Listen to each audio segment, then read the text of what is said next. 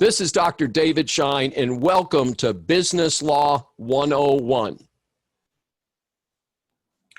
Isn't there also a statute of limitation for that?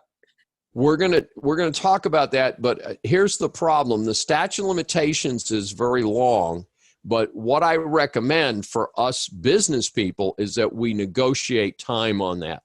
So for instance, if the lobster company could have avoided the situation by saying, when you must open the box within 6 hours of delivery, because these again are live critters in the box. So you can't give them 2 weeks or even a week. You've got to put a short deadline in and say, within 6 hours of picking the lobster up from the airport, you've got to tell us if there's dead lobsters in the box.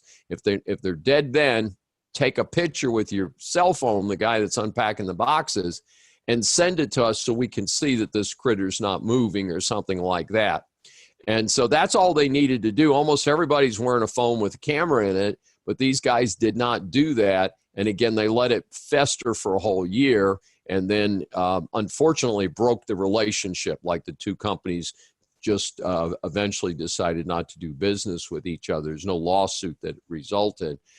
But it was a pretty interesting situation. So, but again, under the rules, we're going to look at it under the CISG, is that they have to reject within 2 years or something ludicrous like that. So you need to have a reasonable period of time to do that. But again, that's the right way to do it, is to stipulate it in your agreement, not to guess at what's going to be the rules.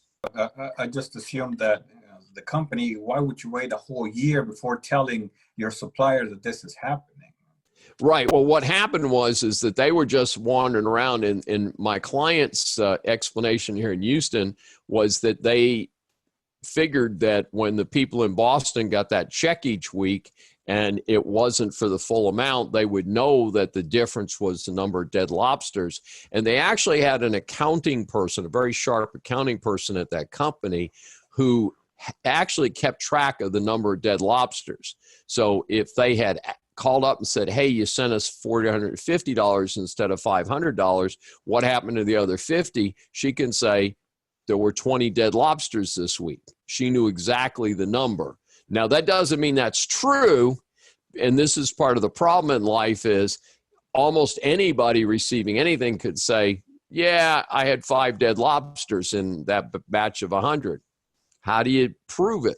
Well, generally speaking, you can prove it by taking pictures of the dead ones or something like that. But also there's a credibility built in, as you're pointing out, that you do it right away. You don't wait a whole doggone year and then say, yeah, this is the reason we were shorting you every payment. So it's a pretty interesting situation. But the right way to do this is to stipulate a specific inspection period. It might be better to take video of the dead lobsters, because in a picture they were all going to show still. That's true. Yes, the little critters do.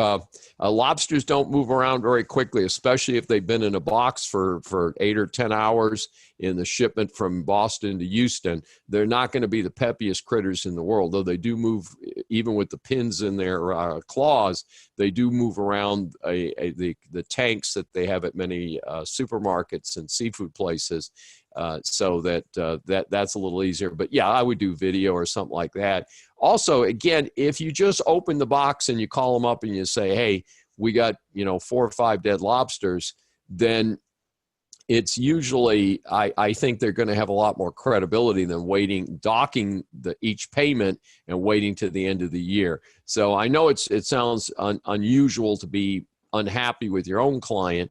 I can tell you, I don't doubt that those were dead lobsters. It just makes statistical sense.